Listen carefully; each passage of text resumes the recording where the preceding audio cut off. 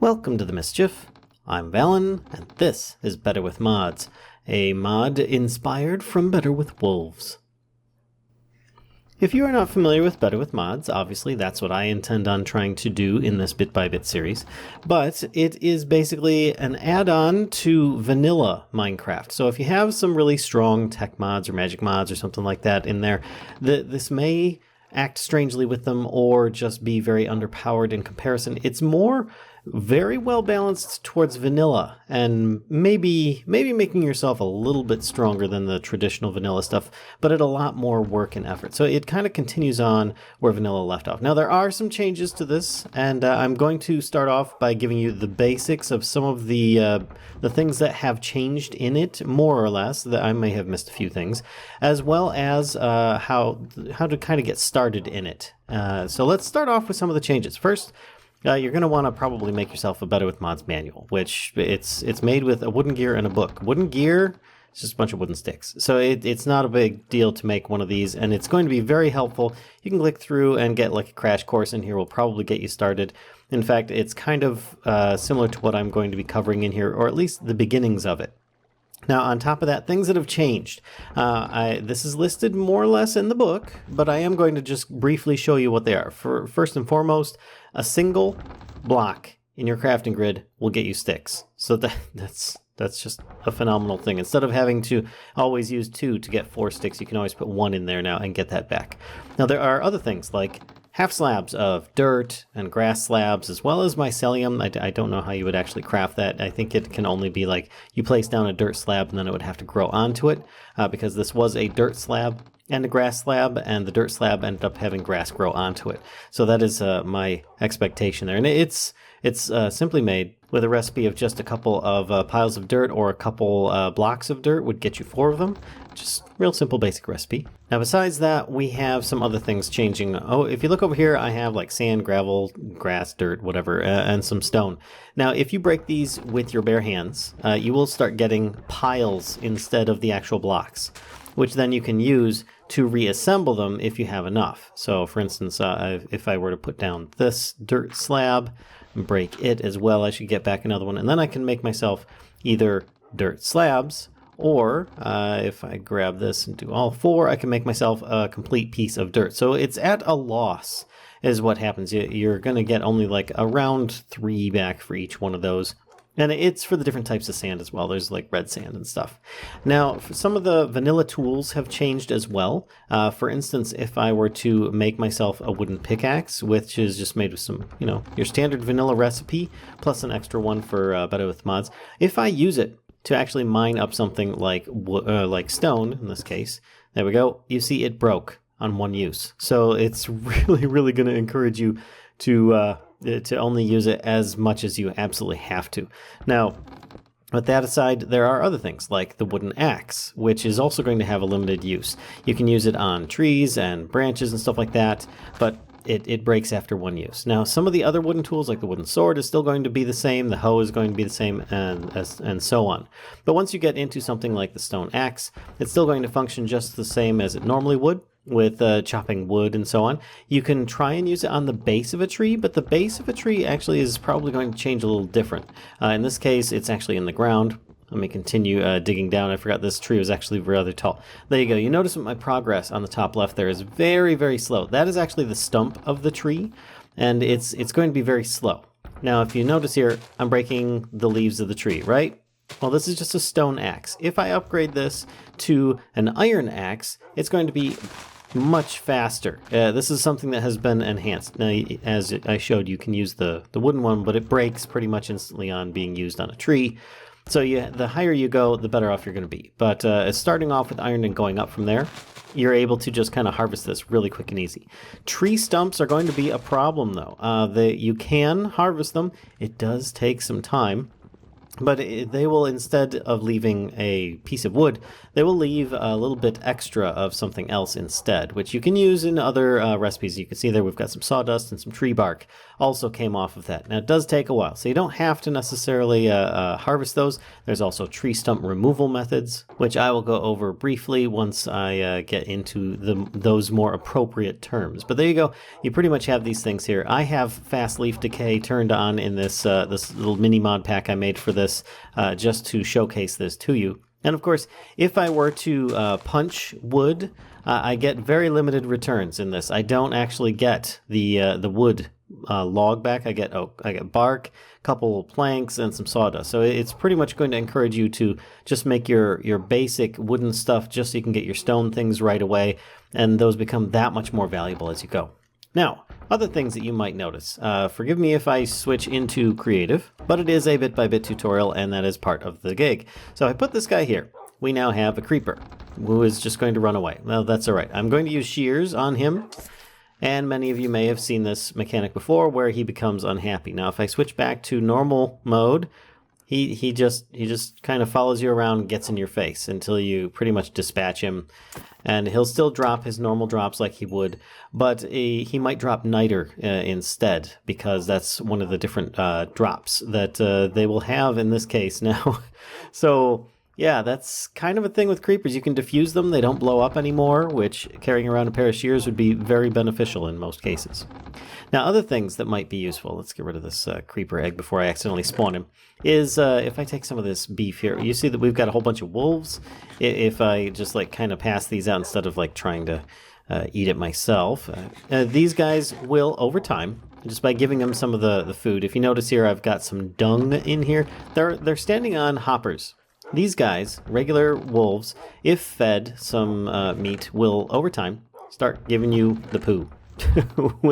Which can be used for other things, like as a brown colorant in most of your recipes, as well as using it for different recipes later on. So it's just something that has changed. They will just poop it out in the world, as doggies do. Moving on. There are other mechanics. For instance, if I take a couple of these cows here, and I spawn them into the world, let me grab this other one, spawn it over here. There's 2 cows, and I have 2 pieces of wheat. Let's grab this one here. There we go. And I could just right click on these guys, but instead what I'm going to do is I'm just going to throw these down on the cows. Hui. And that was a very bad toss.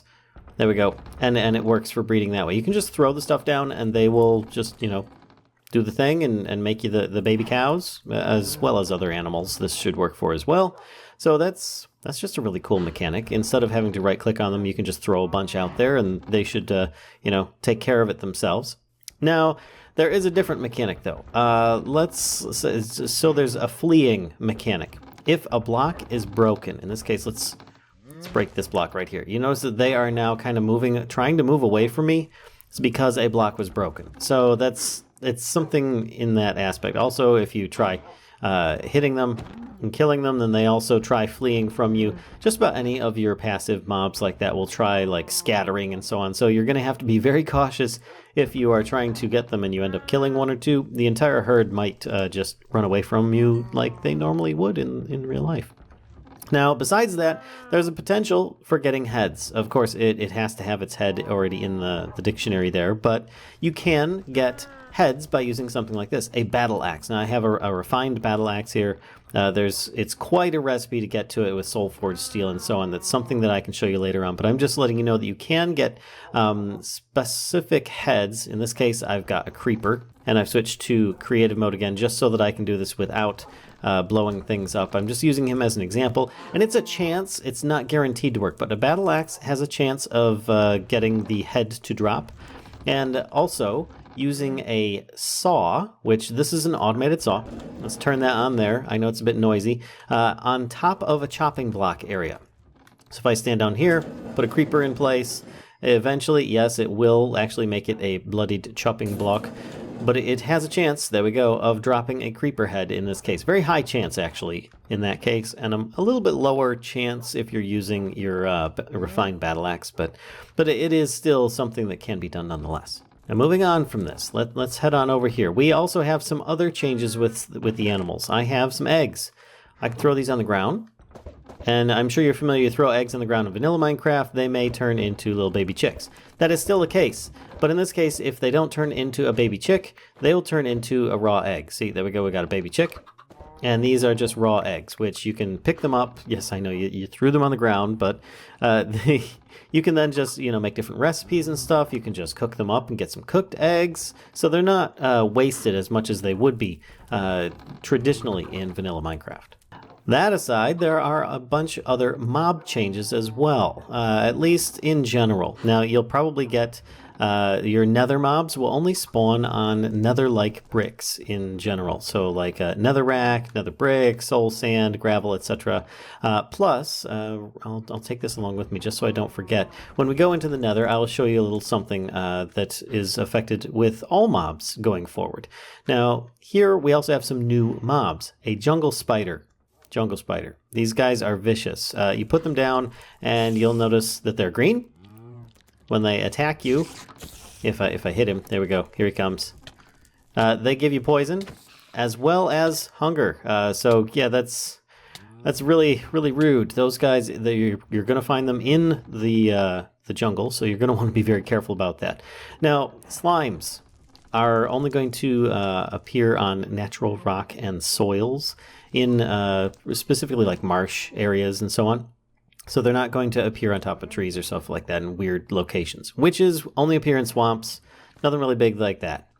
Now there is more stuff that has changed. That is really, this kind of throws you off. It's like, all right, I need to make some charcoal and I need to like make some iron tools and so on. Well, how you make those are going to be a little bit different than your traditional. Now, if I were to take this iron ore and use it, I put it in a I smelt it up in a furnace, I only get an iron nugget. That's right, you only get a nugget, which you can still use those nuggets for other things like flint and steel, compass. So it kind of replaces some recipes. If you look here, we've got like a bucket is a little bit more expensive. A fishing rod requires an iron nugget. You can make a saddle, but it does require iron nuggets as well. So those are a little bit more expensive. If you were to look at something like, let's say, an iron axe, recipe for it is going to be 2 iron ingots plus a couple of sticks. So iron is going to be a lot more scarce to come by in that aspect. And if you can't smelt it up in a furnace, there is a free way of smelting it, because you can't make charcoal as easily as you could before. You still can, but it's not so simple. So the recipe for charcoal is now using the kiln idea, which I will go over in a future one. But this is just the basic setup, a bunch of bricks over top of a hibachi fire, and it will slowly over time start cooking it. There we go. And it takes maybe like, I don't know, 5 minutes or something like that for it to actually turn into charcoal. Now, alternate to that, you can use a bellows and it will start heating it up and speed up that process considerably, turning it into charcoal and giving you free smelting options. Alternately, you could, let's actually take that out of there, put in things like your iron ore and finish that off as you would. So yes, it's whatever one you have in there. There we go. You see, I just got my iron nugget. So it's actually free, but it is still not the easiest thing in the world to do, and you've got to automate it and set it up. So it's very vanilla theme in my mind with how it works, but it does have some new blocks involved in that. Now, other things you might find along your way. Mob spawners will actually turn regular stone bricks and regular cobblestone into the moss versions of them. These were the non-moss versions when I put them down at the beginning of setting up this area. And as you can see, they have since just kind of turned mossy. So that is a way of actually generating more moss bricks and stones if you need to in the future. Now, speaking of things that are kind of regenerative, we have Enderman. In the end, will on occasion spawn in holding end stone. So if you have some kind of Enderman harnesser in the end, then you can actually, like where you just go in and you just kill a bunch of Enderman nonstop and get the drops and XP levels and stuff like that. You have a way of getting actually end stone without having to mine it up, because they may drop it as one of the drops. So that's something that can be really cool. Now, before I continue on down there, we're going to take a quick trip into the nether. because there are a couple things that I wanted to show you. One is dealing with this golden sword. The other is dealing with the gravel and sand that we have here. So let's jump inside real quick, and I will see you on the other side. All right, so here we are on the other side. I am actually going to change myself to creative mode, and we're going to do a little fly around. And you can see that there are some little islands here and there. There we go. This is what I was looking for. There is some gravel. And you can see that you'll find this sometimes in the world, whether it be gravel, whether it be sand, where you get the little just kind of animation underneath. And if you walk on it now, it's actually going to fall. There you go. You create some kind of block update for those specific block types, and they will fall as if they had been dug and disturbed. So now you may find sinkholes, pit traps, things like that might spawn naturally in the world, which can be very dangerous. Now the other thing is that mobs will drop the weapons and armor that they are carrying every time. Instead of saying, hey, how come I don't get that sword from that guy? There you go. That's pretty much it. So just to give an example of what's going on with the golden sword idea there, is that And another thing is that nether quartz is now black, folks. That's right. Nether quartz is now black. It has been changed in texture so as to be a little bit more thematic with the nether, and I think it's actually more appropriate. Now, there are other white block options now in this pack. There's something called white stone that you can make from end stone and so on. But yeah, even the nether quartz itself looks a bit like kind of dirty brown or something like that. But these are your basic designs. There are stairs and so on and so forth, things that you know that you can make. Now, other block changes that have happened deals with redstone. So let's actually grab a bit of dirt here, go down below. I think I've got some dirt in my inventory. There we go. If I close this up, it's rather dark in here, but you can still see things, right? And what happens if I block up this block of redstone? The room becomes very dark. So redstone automatically will give off a faint light as if it were a like a redstone torch of sorts. So that's kind of a thing. So this next bit here is particularly delicious. It is mystery meat. Mystery meat is basically meat that is kind of, well, dropped from player death. So yeah, a little bit of extra excitement in everybody's diet.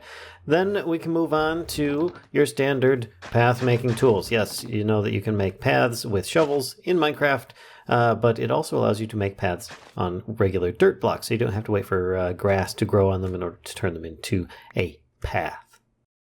Now, if you look over here, we have some unfired bricks and some unfired nether bricks. So if I were to actually, let's harvest these up when I'm not in creative mode. Let's see if I can grab that. There you go. And grab this. Now, this is just an example. I'm not showing you how to make nether sludge right now, but if you put clay in here, you'll get an unfired brick. If you put nether sludge in here, you'll get unfired nether bricks, and then that can be placed in the world. Now, sadly, I haven't found a way that I can actually turn it. Shift right clicking, nothing like that seems to do so. So they seem to be on one direction, but at least you have the option of placing these things in the world if you so desire. It is kind of interesting little things. Now, moving on, we are going into something more of an anti-cheat thing in vanilla. If you were to have a skeleton spawn on top of a cactus, or run into cactus, or you have a cactus wall, whatever. I'm going to go into creative so he doesn't start shooting me, but if I spawn him in place, there we go, you can see he's there. He's got covering for his head so he doesn't take fire damage from the sky, but he's also not taking any damage. So cactus, while it will give that effect of the skeleton being injured, it actually doesn't do any damage to him. Now, also, there's a little something different about bats. So hopefully this guy doesn't get away too quickly. Let's try spawning him in. But if I were to take... Oh, there we go. He's actually going to... Yep, there we go. He died, and he spat out a bat wing, which can be used for multiple things, one of which is bait on a fishing rod and so on. You can smelt it up and eat it for food. You can eat it raw.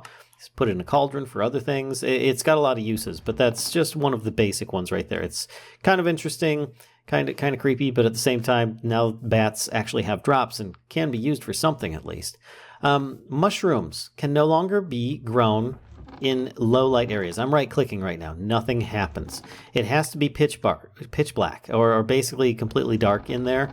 So I would show that off, but really it's going to be so dark on YouTube that it's not worthwhile. So therefore, just take my word for it that it has to be dark in there for you to actually start growing mushrooms. Now moving on, this is just a nice little mechanic here, is if you are able to make or obtain a companion cube, which might be gone over in a future episode, and you put a note block on top.